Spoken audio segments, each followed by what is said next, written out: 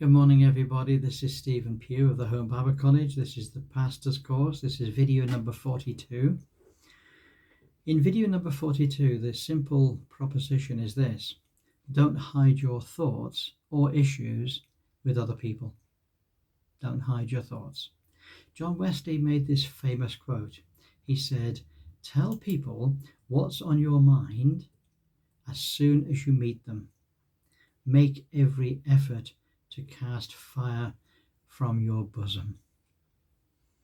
Okay, I'll say that all again. He says, tell people what is on your mind as soon as you meet them. Make every effort to cast fire from your bosom.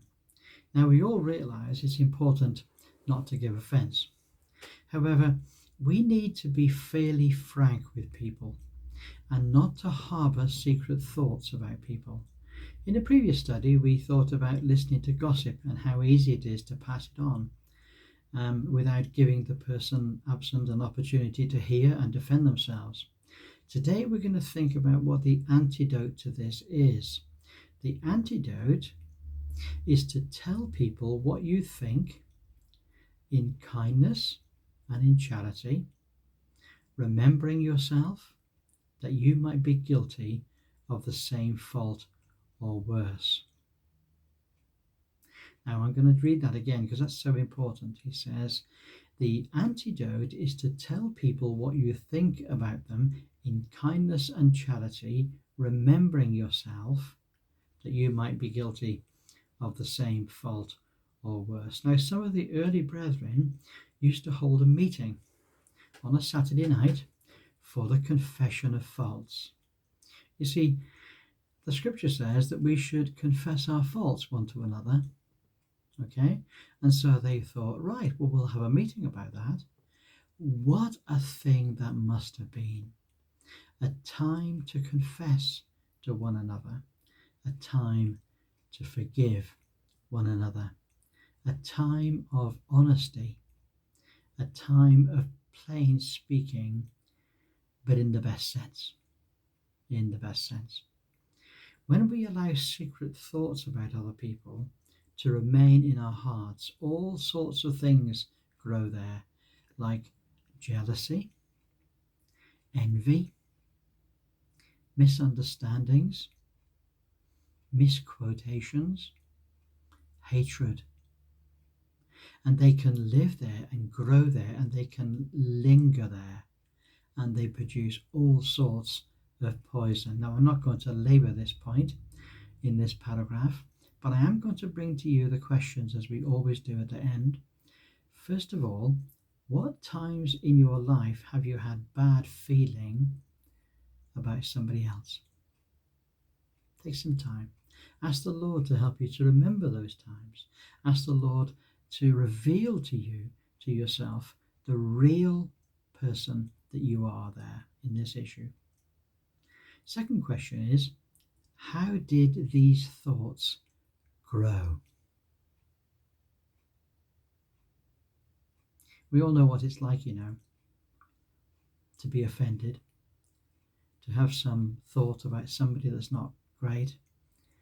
And if we think about it and think about it and think about it, we justify it to ourselves, and we think of how bad it is, and then we justify it to ourselves even more, and then we think how even worse that it is. The next question is, were you able to bring your thoughts under control? How were you able to do that? Did you express those thoughts to anyone and share with people your grumbles and your complaints about other people? And lastly, what could you have done to create in yourself a better attitude? Now I'm going to tell you a story. When I was a very young man, I had a foreman. As a carpenter, I had a foreman, and this foreman was an older man. He was probably in his late 50s when I first met him, and we didn't get on. He had a problem with me, and I certainly had a problem with him. And I can remember getting to a point in my life in which I just did not like this guy. I didn't like him in any way. And I remember going to a dear friend about this. And we were talking not about that issue, but we were talking about a similar type of issue. And he said, you need to begin to thank God for something in that person. Just thank God for something. Ask the Lord to give you something about them or about their character that enables you to thank God. And that's what I began to do. And I could think of good things. I didn't have any difficulty about that. And as time went by and I meditated and I thanked God for the good things about that person, so my heart completely changed. And I began to appreciate this person. The things that used to niggle me about him, I found that they didn't niggle anymore. And so that just shows how it's possible not only to become locked into a situation in which we think ill of others, but it's possible also to get out of that and to come out of it and to learn to love and to respect even the people that we find difficult. Well, there we are. This is going to be very thought-provoking. I'm looking forward to hearing your answers.